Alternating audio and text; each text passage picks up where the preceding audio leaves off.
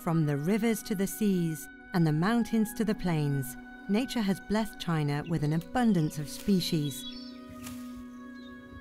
The people who live on the land make the most of these gifts to live and thrive. With resourceful minds and skillful hands, Chinese women continue to find the best ways to use these natural materials. Through the ingenious methods of Chinese crafts, these materials are turned into daily necessities.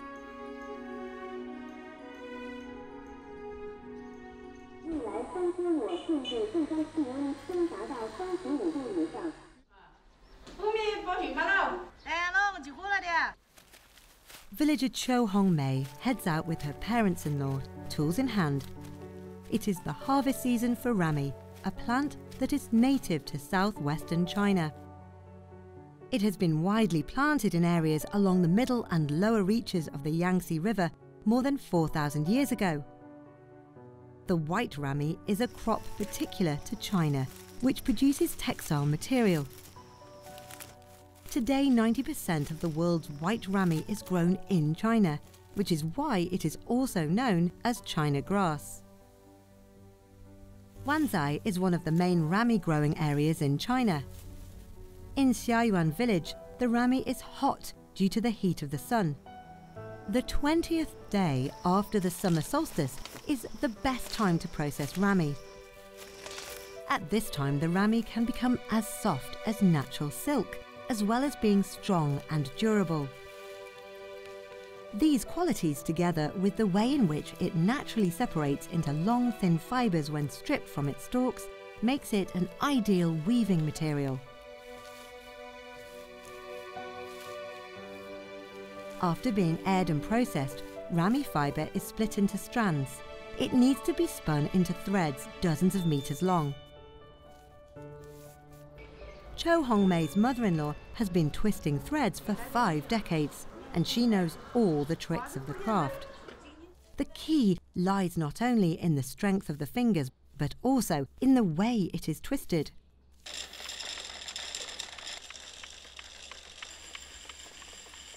To complete the whole process, continuous hard work is a must. For this reason, the Chinese word for score was derived from the process of making rami yarn.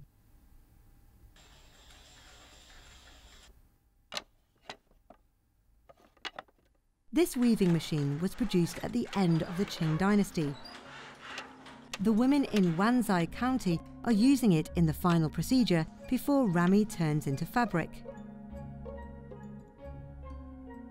The rami fabric of Wanzai has a light and durable texture and excellent air permeability.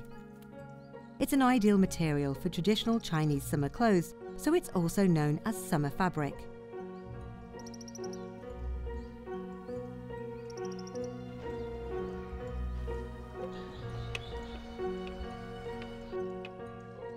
Under Cho Hong Mei's skillful hands, this old weaving machine repeats the same simple rhythm day after day.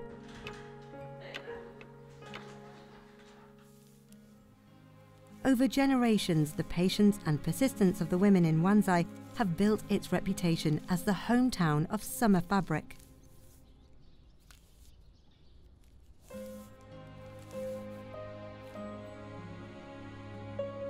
Chinese people have a long traditional connection with rami fiber. The Bai people of the Yi ethnic group, who live on the western Yunnan plateau, are also experts in using rami. However, the fabric they weave only uses rami as the warp thread, and the wet thread comes from another special plant. Local women usually use this type of fabric to make gifts for their husbands, a tradition that is cherished by the Bai people. The fabric is durable and is also more permeable than the summer fabric.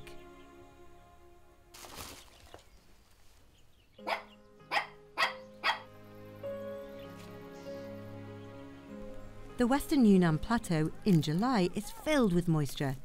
It is the best time for the plants to grow.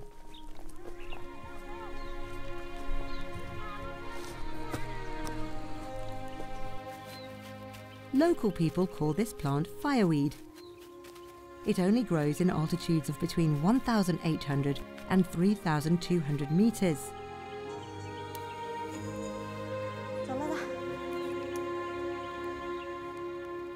As its name suggests, it can be used for building a fire.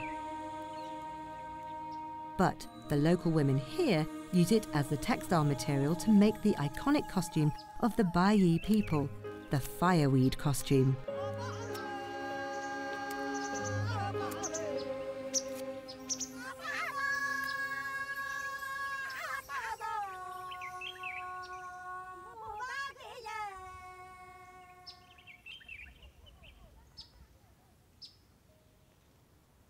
Jiaotiaoshu is one of the few villagers who know how to make the fireweed costume. The Baiyi people do not plant fireweed. Instead, they pick it from the wild.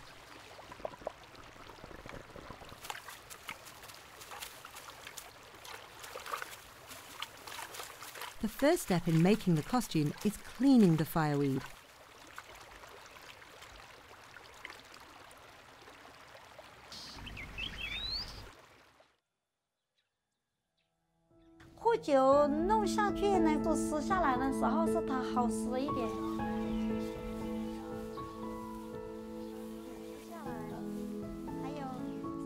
The secret of making fireweed into a textile material lies in the thin layer of white fuzz on the back of its leaf. The women rub the fibre on their legs to separate it from the leaf. This is the most important step of making fireweed fabric. The fireweed costume is a product of nature and these women's physical labour. Jiaotiaoshu's thread twisting technique is second to none in the village. In her hand, the fuzz is turned into threads in almost no time. The fireweed threads can be weaved into fabric only after they are connected into a coil of thread that is over 10 meters long. Tens of thousands of fireweed leaves are needed to make a single fireweed costume.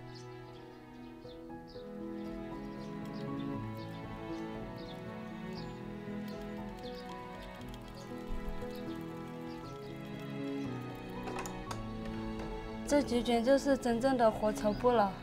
这个是我奶奶留下来的火绸布，她年轻时候织的。只有这几卷了。我奶奶去世之后，我也不会做，我妈妈也不会嘛，就一直没动过。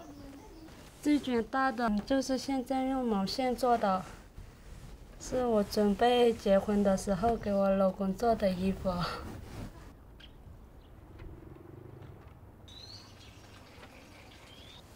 18-year-old Zhao Lijuan got engaged this year. Before she gets married, she needs to make fireweed costumes for her fiancé and her family. Making fireweed costumes is an important tradition for Baiyi brides. It shows not only their ingenuity and skill, but is also a matter of pride for a family. Though fireweed threads can be replaced with knitting wool, Zhao Lijuan still wants to make it the traditional way. For her, it's not about the clothes, but the simple and natural texture of the fireweed fabric. Since there is not much fireweed fabric at home, she hopes Jiaotiaoshu can help her to realise her wish. After the summer harvest, a festival is held.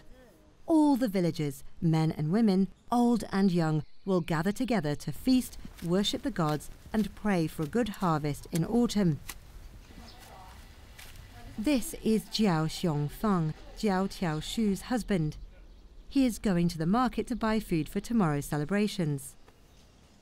我们办喜事的时候都穿这个，还有上节的时候又穿这件衣服。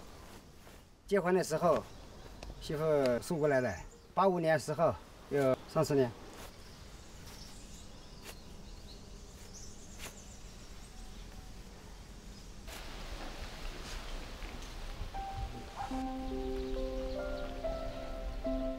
Many people in the market wear the same clothes as Jiao Xiongfeng, but he doesn't seem to mind.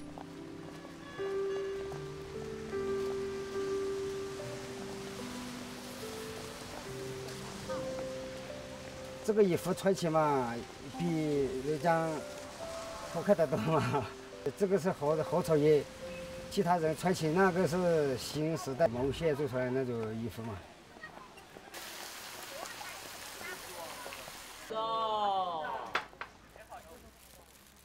At the festival, Jiao Xiongfeng's costume is the only one made of fireweed. For him, it's a source of pride.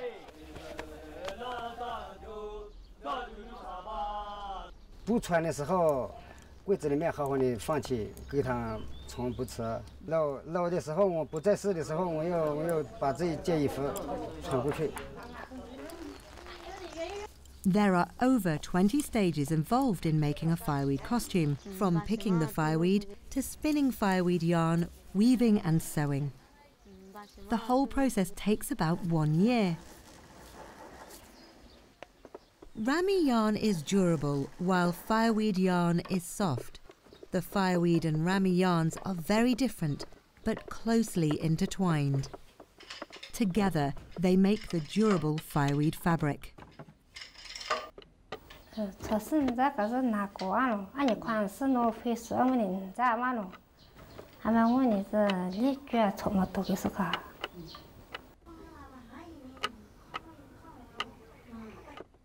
With the villagers' help, Jiao Lijuan's fireweed costume is gradually taking shape. She's obviously very happy about it. 我还没告诉他呢，暂时先不告诉他吧，给他的惊喜。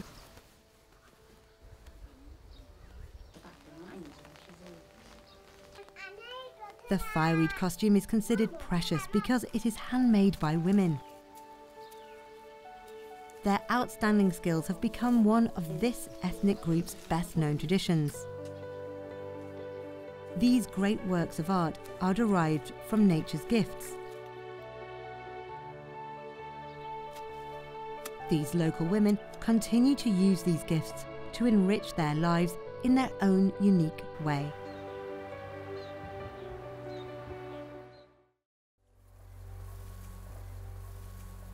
Bulrush is a kind of plant that only grows in areas where seawater and freshwater meet.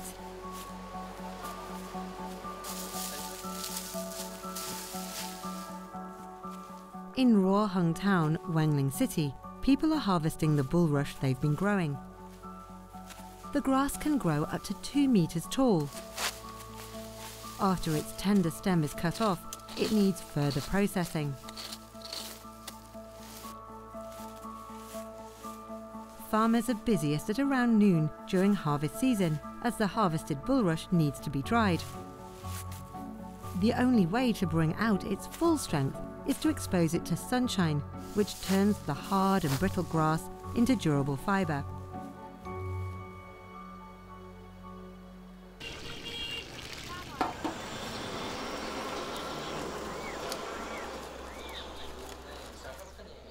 Wang Xiaolian has processed bulrush for decades.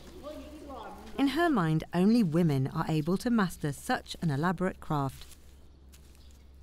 The women of Wenling add value to the bulrush fibre, their skillful hands bringing these almost worthless fibres to life. But before their transformation into a hat is complete, these fibres will have to pass through Wang Xiaolian's hands thousands of times. 绣别的帽子了，一般岁数大的人了都会别，不过年轻人了，他现在呢别这帽子不多了。 Households making straw hats used to be a common sight, but it is one that is rarely seen in Wenling nowadays due to modern consumption habits. While few people are now adept at it, some are determined to continue this traditional technique to make quality products. 我从9岁的时候就开始产生了一个兴趣，差不多现在有30多年了吧。一个绳子一股一股的，它怎么让它编成一顶帽子？就是它怎么会编出来哈？感觉到很神奇。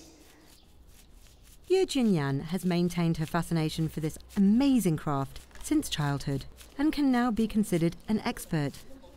It is a skill that has been passed down for generations in Wenling. Now she's gone a stage further. Having mastered the craft, she's now bringing an artistic dimension to her work experimenting with new designs that she can incorporate in her straw hats.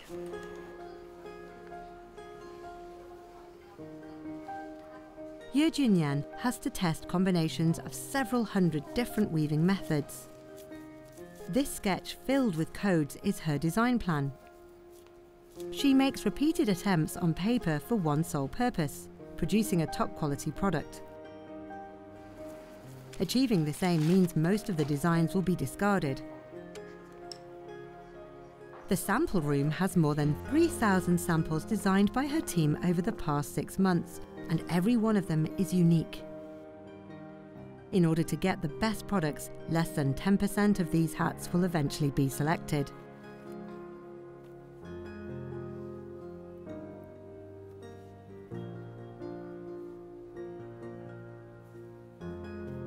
In the hands of these women, an ordinary plant can be transformed into an exquisite handicraft. There is another traditional craft, however, that depends on the work of an insect. The silkworm is the origin of silk, one of the Chinese people's great contributions to human civilization. Less than 1/10 of all silkworm cocoons are double cocoons, which means there are 2 silkworms in one cocoon. Though such cocoons are not suitable for being made into silk, they have some other useful household applications. In Shanlian Town, Huzhou City, Zhejiang Province, every household breeds silkworms, and Shenhai Fang is no exception. This year she is hoping to harvest double cocoons.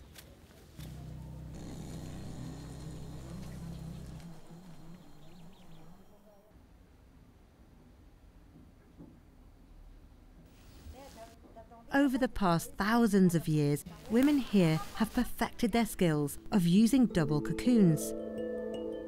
They turn the otherwise inferior materials into top-quality silk wadding.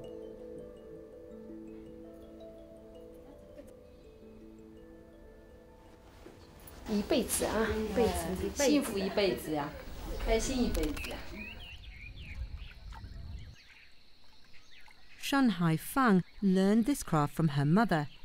This year she is going to use this skill to make silk quilts as a wedding gift for her daughter. 今年主要是我女儿结婚了，跟她准备几双被子，自己养的裁的被子。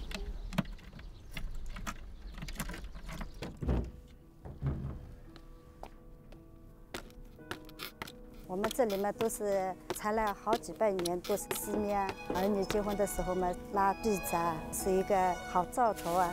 被子嘛，幸福一辈子啊！我。As the source of her daughter's dowry, these spring silkworms are very important to Shenhai Fang. Silkworms need to consume large amounts of mulberry leaves. They cannot be exposed to too much sun or damp from the rain, nor can they be infected with bacteria. Due to the heavy rain in Huzhou this year, breeding silkworms has become extremely difficult.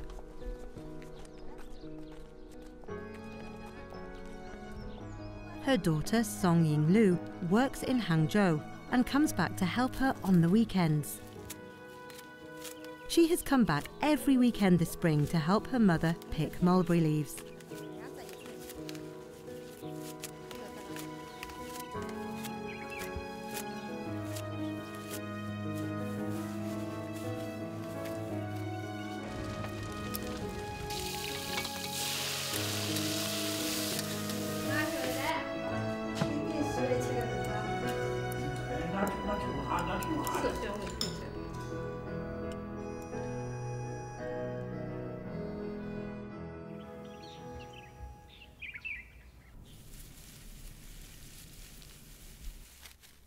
Recently, the silkworms have been eating well and are growing rapidly.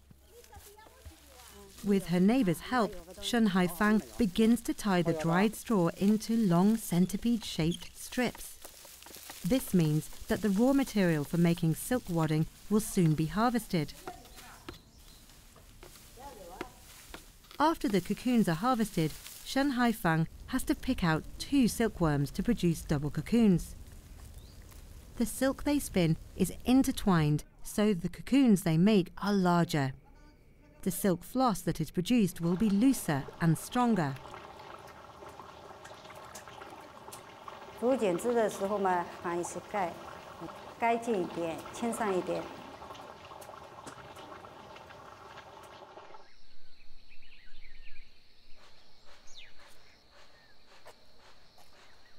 Shen Haifang's home is in Gangnan village, Shanlian town. Her house is by a stream. No one knows how much silk floss the local women have washed in these clear waters. Shen Haifang's mother used to be one of them, washing cocoons here and making a silk quilt for Shen's wedding day. Now it's Shen's turn to do the same for her own daughter.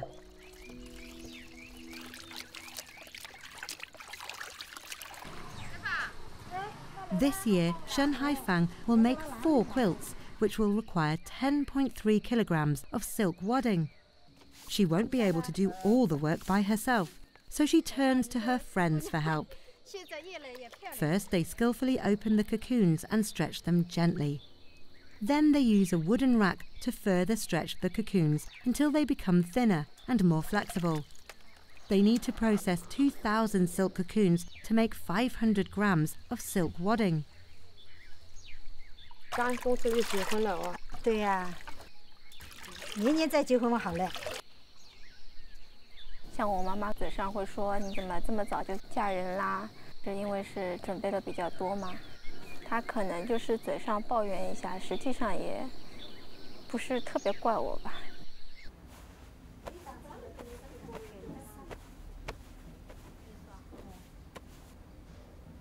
想想看，我女儿现在长得这么大了，一年给她拍一次照片，就做个纪念吧。 With her daughter about to get married, Shen Haifang's handmade silk quilt is an expression of hope for her daughter's future happiness.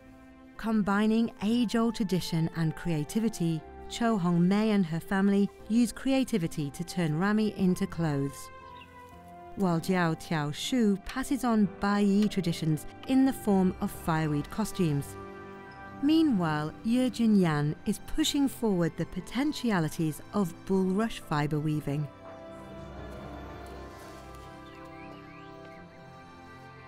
Through their ingenuity, these women turn natural resources into works of art. These handicrafts are the fruit of wisdom and talent that have been passed down for generations. They turn the abundance of nature into resources for life, while at the same time expressing their joy for living.